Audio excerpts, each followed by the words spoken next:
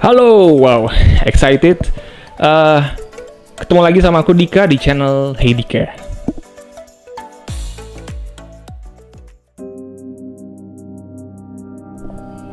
Nah, kali ini udah masuk ke episode 7, ada kebaikan Tuhan di episode ke-7. Kata teman nanya, kayaknya di 3 episode terakhir kostumnya nggak ganti ya? Yes, bener nggak ganti, karena ya tag-nya di waktu yang sama, di hari yang sama, di jam yang sama, beda-beda menit doang. Jadi aku tag 5, 6, terus sekarang lanjut 7 gitu ya, karena lagi excited aja gitu ya, pengen aku sharingin. Kalau teman-teman nanya, mungkin ada yang nanya kenapa sih aku harus menceritakan ini gitu ya, niatnya apa, tujuannya apa. Luar biasa teman-teman, kenapa aku akhirnya memutuskan untuk menceritakan ada kebaikan Tuhan di setiap momen kehidupan aku gitu ya.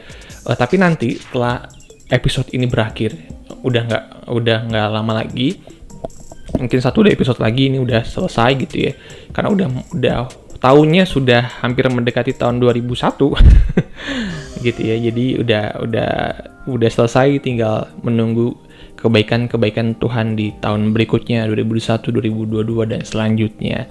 Tapi nanti aku bakal ceritain reasonnya setelah episode ada kebaikan Tuhan selesai. Nah, kita masuk di episode ke-7.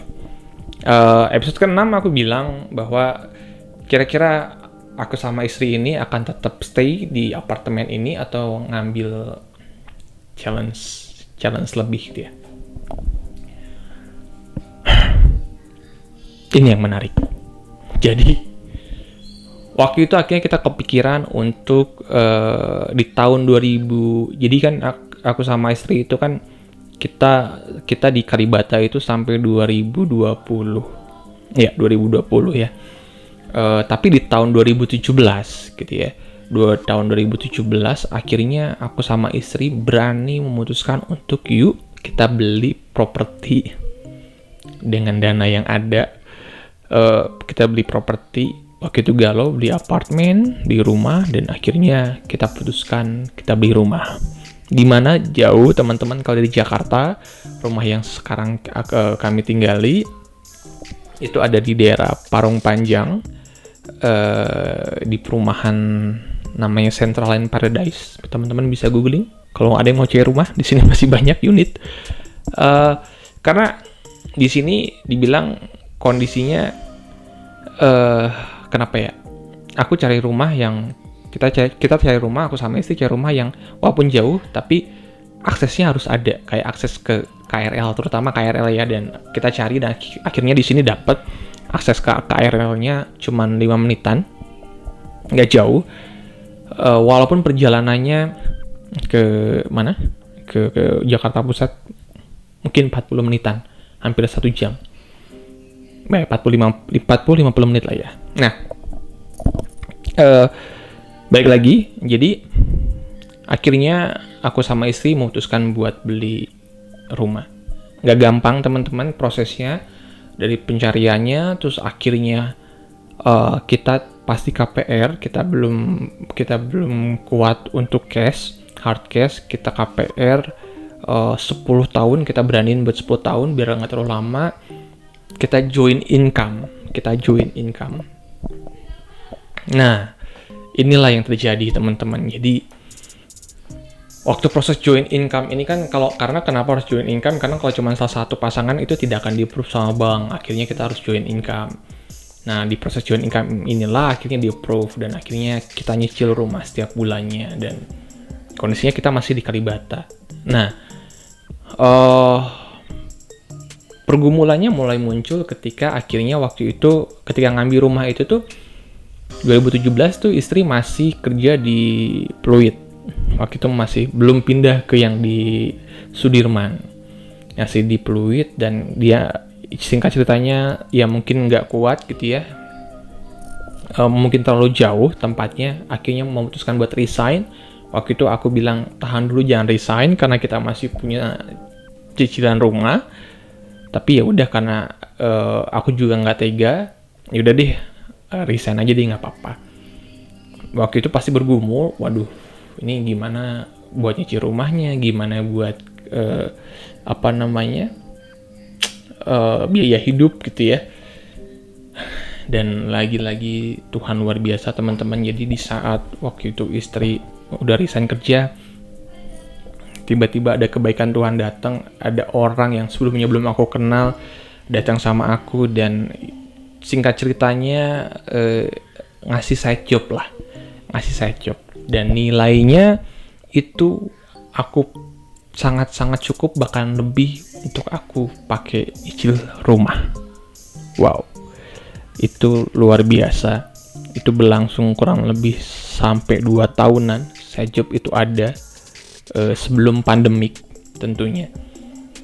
Dan side job itu berhenti.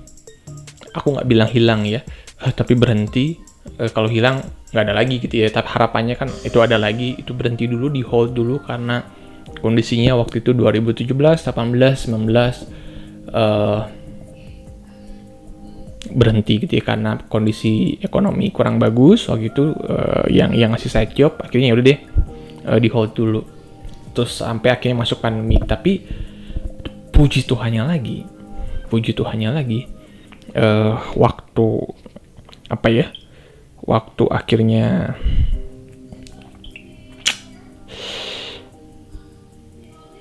side job itu udah nggak ada. Dan nggak terasa aku juga kerja di situ udah lama kan ya, 2015, 16, 17, 18, 19. Tapi nggak tanpa disadari, ya namanya sebuah perusahaan, kita kerja lama, setiap tahunnya pasti ada kenaikan gaji. Dan ketika dihitung, yang luar biasanya ketika side job ini hilang, ketika dihitung, income yang aku dapatkan di kantor ternyata sudah cukup untuk bisa hidup mandiri, cicil rumah, dan juga untuk biaya hidup sehari-hari. Itu udah cukup. Jadi ya ada satu poin lagi nih, ada satu hal lagi yang aku pengen sampaikan karena menurut aku penting. Jadi waktu itu di tengah-tengah mungkin setahun nih aku dapat side job ini, tiba-tiba di hold gitu ya, sempet di hold kurang lebih 1 bulan karena memang kondisi lagi nggak bagus. Dan tapi waktu itu kondisinya aku belum gajiku gitu ya, belum cukup untuk aku bisa nyicil rumah dan untuk biaya hidup. Dan menariknya adalah ketika side jobku diambil, aku inget tuh kondisinya masih di Kalibata, aku di kamar, aku cuti kalau nggak salah sehari.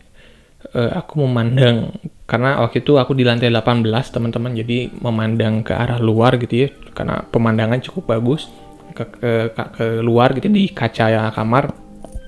Di situ aku berdoa teman-teman, doaku gini, Tuhan, aku punya side job, dan side job yang biasa aku pakai buat cicil rumah ini harus di hold, but I believe gitu ya, aku percaya kerjaan ini itu datangnya dari Engkau.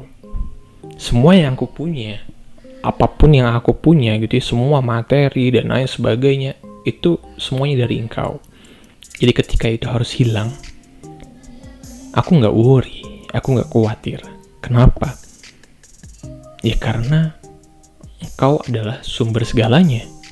Engkau sumber berkat.